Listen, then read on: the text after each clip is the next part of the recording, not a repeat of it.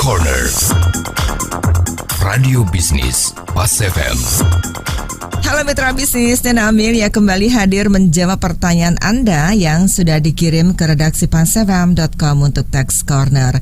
Pak Husin di Tangerang menanyakan, kami memiliki divisi produk baru, strategi penjualan yang dilakukan oleh manajemen menjual produk baru itu dilakukan secara konsinyasi kepada konsumen kami sebagai agen. Yang mau kami tanyakan, apakah saat pengiriman produk baru secara konsinyasi kepada customer dibuatkan faktur pajak atau faktur pajak baru diterbitkan setelah barang laku terjual oleh konsumen kami yakni agen kepada pelanggan atau customer kami? Karena pencatatan akuntansi kami mengakui penjualan saat barang sudah terjual kepada pelanggan yang dibuatkan bukti penyerahan barang konsinyasi dari agen kami. Bapak Husin di Tangerang, pertanyaan Anda akan dijawab oleh Bapak Agustus Antolihin, Tax Partner dari ATS Consulting. Jadi sebelum menjawab pertanyaan Pak Husin, ya saya akan sampaikan terlebih dahulu bahwa untuk konsinyasi ini pada dasarnya adalah metode penjualan barang dengan cara pihak pemilik barang itu menitipkan barangnya kepada pihak lain, ya, untuk dijual kepada pembeli. Nah, secara bisnis, itu metode konsinyasi ini tentunya bisa membantu pihak yang mana yang menitipkan barang, ya, untuk mengurangi biaya penyimpanan, ya, atau juga bisa mengurangi biaya overhead. Ya, tentunya biaya penjualannya pasti akan menurun. Nah, sekarang bagaimana perlakuan pajaknya, ya, atas PPN untuk kegiatan konsinyasi ini? Nah, kalau kita lihat aspek PPN, ya, pajak pertambahan nilai untuk penyerahan konsinyasi, kita perlu ketahui di sini ada dua pihak yang terlibat nih, ya. Pertama konsinyor, ya. Konsinyor ini adalah pihak yang menitipkan barang, ya. Jadi perusahaan Pak Husin, ya, yang pihak yang pemilik barang. Nah, yang kedua adalah konsinyi, ya. Si konsinyi ini adalah pihak yang mana yang menerima barang titipan dari si konsinyor. Nah, jadi si konsinyor ini dia menitipkan barang kepada konsinyi, ya, yang mana bisa berupa konsinyi ini bisa orang pribadi maupun badan. Nah, si konsinyi ini terus dia menjual barang milik si konsinyor kepada konsumen akhirnya. Nah, yang nantinya si konsinyi ini dia melaporkan hasil penjualannya dan mendapatkan income dari si konsinyor. Nah, kita lihat aturannya nih. Aturannya mengenai transaksi konsinyasi ini itu diatur di Undang-Undang Cipta Kerja, ya, dan juga diatur lagi, ya, diubah di Undang-Undang Nomor 7 2021 tentang harmonisasi peraturan perpajakan, Undang-Undang HPP, yang mana klausul mengenai terkait konsinyasi ini itu dihapus, ya. Tetapi bukan berarti penyerahan secara konsinyasi itu tidak terutang PPN, ya. Jadi untuk transaksi konsinyasi ini, ya, itu kan diatur lagi di aturannya teknisnya di PP 44 tahun 2022, ya, terkait joklaknya Undang-Undang PPN. Di situ dijelaskan bahwa untuk transaksi metode penjualan secara konsinyasi, ya, itu ada mengalami perbedaan, ya, perlakuannya dengan Undang-Undang PPN sebelumnya. Nah, kalau kita di Undang-Undang PPN sebelumnya, di Undang-Undang Nomor 42 tahun 2009, itu disebutkan bahwa untuk konsinyasi itu merupakan penyerahan yang terutang PPN.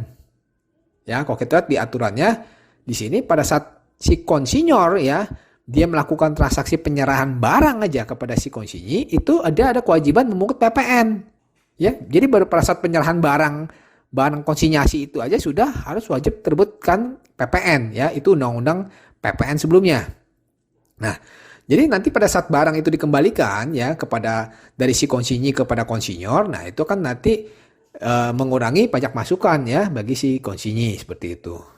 Nah, jadi memang kan terjadinya agak secara administrasi sangat merepotkan, ya. Jadi dengan berlakunya Undang-Undang HPP, Undang-Undang Nomor 7 tahun 2021, ya, untuk transaksi konsinyasi ini itu berubah, ya, mekanismenya. Jadi untuk konsinyor pada saat penyerahan terjadi itu, ya, penyerahan barang itu bukan saat barangnya itu diberikan kepada si konsinyi, tetapi pada saat harga penyerahan barang kena pajak itu diakui sebagai piutang atau sebagai penghasilan.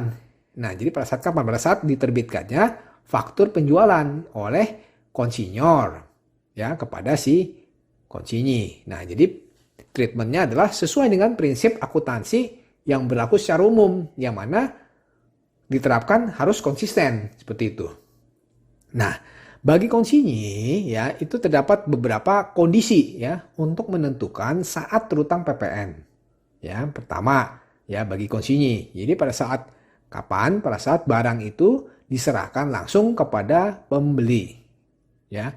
Jadi pada saat transaksi penjualan. Nah, yang kedua, misalkan pada saat transaksi pemakaian sendiri atau pemberian cuma-cuma. Atau juga misalkan transaksi penyerahan dari kantor pusat ke kantor cabang atau sebaliknya ya. Atau juga transaksi penyerahan antar cabang seperti itu. Nah, selanjutnya itu pada saat barang itu diserahkan kepada perusahaan jasa angkut.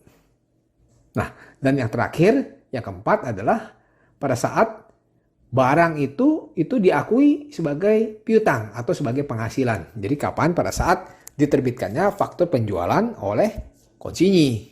Nah, seperti itu. Kita lihat di PP nomor 44 tahun 2022. Nah, jadi bisa saya simpulkan saat terutang PPN untuk transaksi konsinyasi ini kapan ya? Jadi pada saat barang milik konsinyor ini itu diserahkan kepada konsumen akhir. Ya.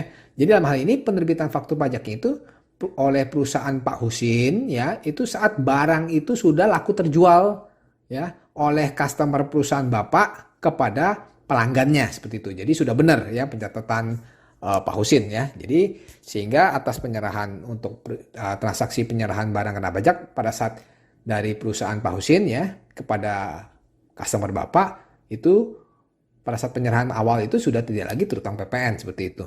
Oke, demikian saya Agus Susanto Lihin. Semoga bermanfaat untuk Pak Husin dan pendengar Pas FM. Demikian Agus Susanto Lihin, Tax Partner ATS Consulting dalam Tax Corner Radio Bisnis Pas FM. Jika Anda memiliki pertanyaan seputar pajak, email ke redaksi@pasfm.com.